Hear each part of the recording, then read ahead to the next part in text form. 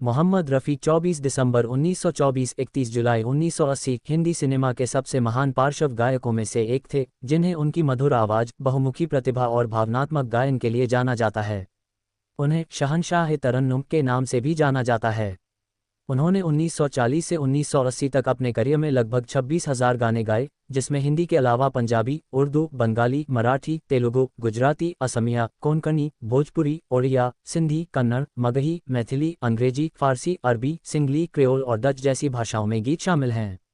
उनकी आवाज़ ने कई पीढ़ियों को प्रभावित किया और आज भी उनके गाने अमर हैं। प्रारंभिक जीवन और शिक्षा। मोहम्मद रफ़ी का जन्म 24 दिसंबर 1924 को पंजाब के अमृतसर के पास कोटला सुल्तान सिंह गांव में एक मध्यमवर्गीय मुस्लिम परिवार में हुआ था। उनके पिता का नाम हाजी अली मोहम्मद और माता का नाम अल्लाह राखी था। वह अपने 6 भाइयों में दूसरे नंबर पर थे। बचपन में उन्हें घर में फीको कहा जाता था। उनके परिवार का संगीत से कोई खास नाता नहीं था, लेकिन रफ़ी को कम उम्र से ही संगीत में रुचि थी। 7 साल की उम्र में वह अपने बड़े भाई की नाई की दुकान पर समय बिताते थे, जहां एक फ़कीर रोजाना सूफी गीत गाता हुआ गुजरता था।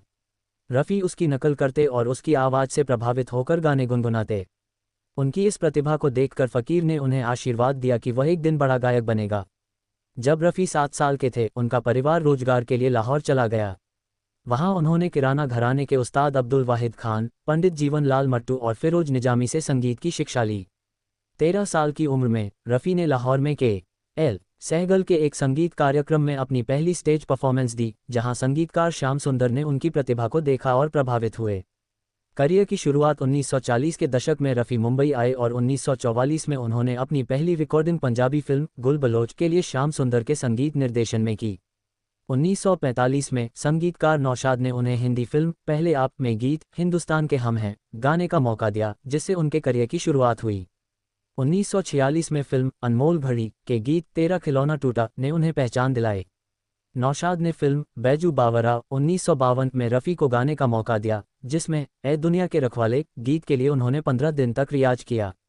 इस गाने की रिकॉर्डिंग के बाद उनकी आवाज़ इतनी टूट गई थी कि कुछ लोगों को लगा कि वह शायद दोबारा गा ना पाएं, लेकिन रफ़ी ने इसे गलत साबित किया।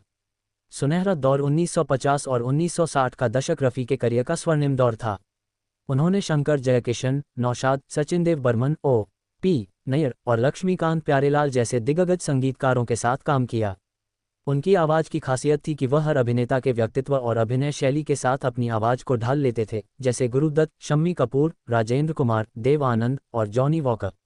शंकर जयकिशन, रफ़ी ने उनकी जोड़ी के साथ 241 गीत गाए, जिनमें तेरी प्यारी सूरत को, ससुराल 1961, बहारों फूल बरसाओ, सूरज 1966 और दिल के झरोके में ब्रह्मचारी 1968 शामिल हैं। नौशाद, बैजू बावरा के गीतों ने रफ़ी को शोहरत की बुलंदियों पर पहुंचाया। इंसान बनो और मन तड़पत हरि दर्शन को जैसे गीतों के लिए उन्होंने लंबा रियाज किया।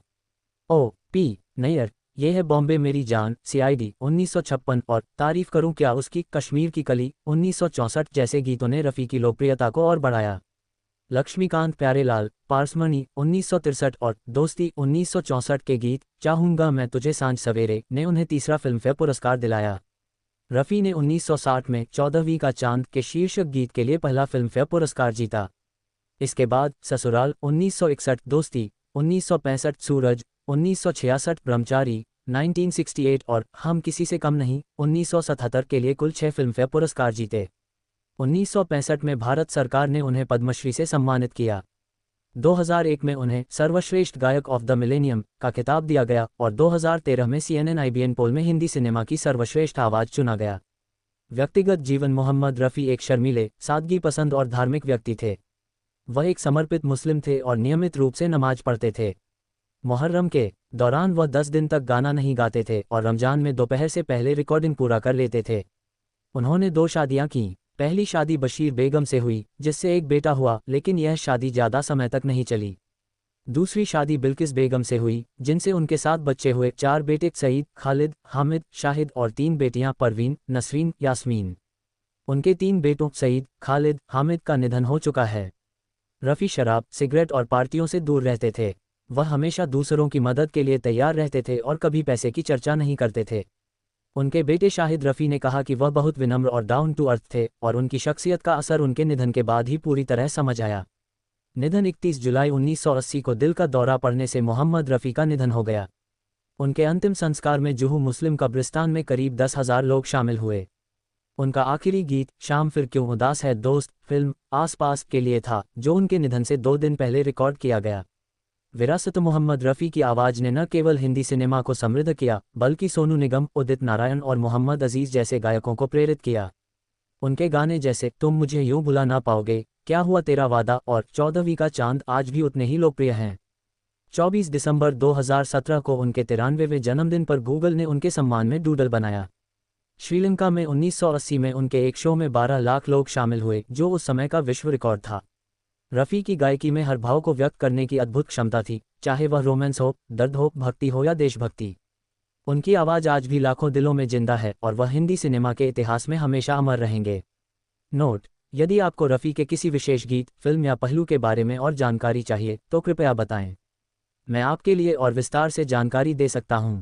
Thank you watch my video, please support my chief, subscribe, like, comment.